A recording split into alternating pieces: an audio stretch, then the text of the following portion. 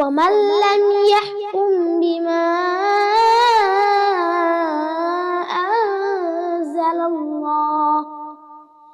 أنزل الله فأولئك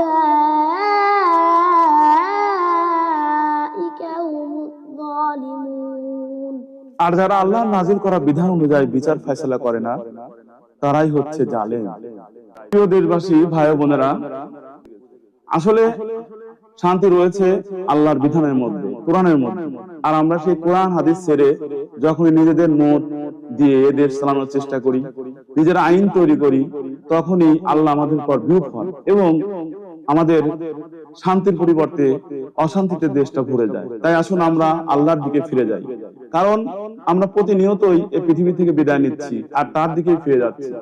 আল্লাহ কোরআনে বিভিন্ন জায়গায় বলেছেন, আর তোমাদেরকে আমার দিকে ফিরে আসতে হবে, এবং সত্যি আমরা তার দিকেই ফিরে যাচ্ছি। তাহলে কেন নয় আমরা এই পৃথিবীতেও আমাদের জীবনের প্রতিটা কাজে আমরা তার দিকে ফিরে যাই।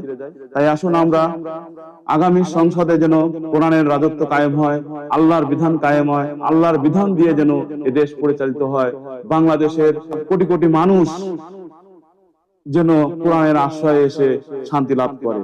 আমরা এই বাংলাদেশে সকল ধর্মের মানুষ যেন মিলেমিশে শান্তিতে বসবাস করি।